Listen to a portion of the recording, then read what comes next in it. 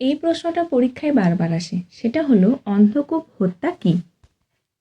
ইংরেজ কোম্পানির সঙ্গে সিরাজউদ্দৌলার বিভিন্ন মতবিরোধের কারণে সিরাজ কোম্পানির কাশিমবাজার কুঠি দখল করেন এবং 1756 খ্রিস্টাব্দের 20শে জুন কলকাতা নবাবের অধিকারে আসে।